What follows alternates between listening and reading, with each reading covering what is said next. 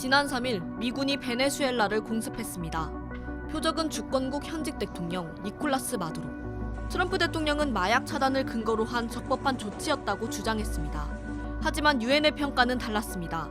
I remain deeply concerned that rules of international law have not been respected with regard to the 3 January military action. 국제 질서를 만들었던 나라가 그 규칙을 스스로 허무는 순간 국제법은 얼마나 효력을 가질 수 있을까요? 유엔은 전쟁에 참혹한 결과 위에서 만들어졌습니다. 두 차례의 세계대전은 7천만 명이 넘는 희생자를 남겼고 전쟁이 끝난 뒤에도 같은 비극이 되풀이될 수 있다는 두려움은 계속됐습니다. 그리고 1945년 50개국은 유엔 헌장에 서명했습니다. 유엔은 전쟁을 국제사회가 반드시 억제해야 할 최대의 위험으로 규정했습니다. 국가의 영토 보존과 정치적 독립에 대한 무력 사용은 원칙적으로 금지된다는 겁니다. So the United Nations was founded in 1945 by a number of states that came together after the end of the Second World War, and they wanted to ensure that the kind of atrocities that happened during the Second World War don't happen again. 이후 국제사회에서 무력 사용은 명확한 명분과 국제적 정당성을 갖추는 것이 중요한 기준으로 자리 잡았습니다. 하지만 냉전 이후 유지되던 상대적 평화는 2014년을 전후로 무너지기 시작했습니다.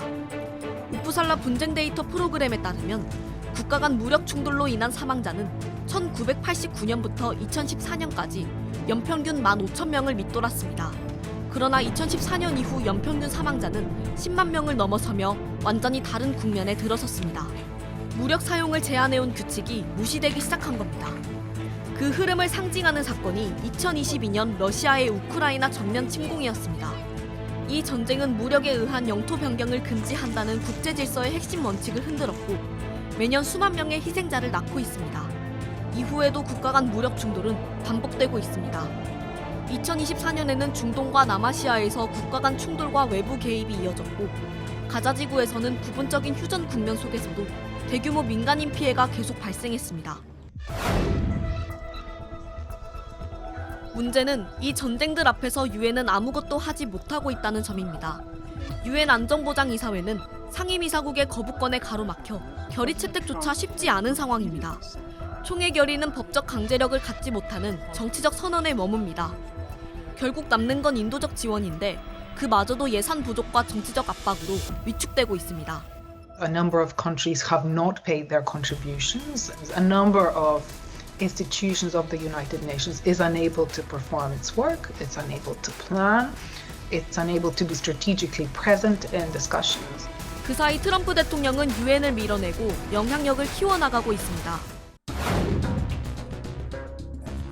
트럼프 대통령은 오래전부터 유엔에 대한 불신을 공개적으로 드러내왔습니다.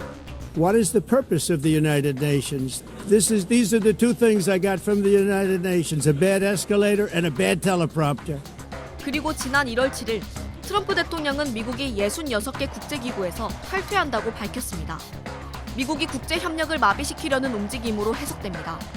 그리고 그 정점에는 가자지구 평화와 재건을 명분으로 세운 평화위원회가 있습니다. 트럼프 대통령은 자신이 주도한 평화위원회를 통해 유엔을 허수아비로 만들려는 계획을 구체화하고 있습니다. The UN just hasn't been very helpful, but it has never lived up to its potential. The UN should have settled every one of the wars that I settled. 영국 일간지 가디언은 평화위원회를 두고 유엔을 대체하려는 트럼프 중심의 제국적 클럽이라고 정의했습니다. We get this contagion effect where countries follow each other outside of the United Nations and create ad hoc processes where they're going to agree, then we've really sort of taken apart the international community that we developed and established in 1945. 결국 트럼프는 자신이 의장인 평화위원회를 통해 가자를 넘어 광범위한 국제 현안에 개입하려는 의도를 노골적으로 드러내고 있는 겁니다. 미국 대통령을 넘어 세계 대통령이 되려는 야심입니다. 유엔 헌장이 만든 전후 질서는 전쟁을 억제하는 최소한의 규칙이었습니다. 그 질서를 설계했던 나라들이 물러나는 지금, 국제법은 분명한 시험대에 올라 있습니다. 유엔 헌장 80년, 9월 20일, 트럼프 대통령은 유엔을 공식적으로 폐쇄하고 100년 만에 국제법을 시행합니다. 국제법은 지금도 작동하고 있는지 세계는 그 답을 지켜보고 있습니다.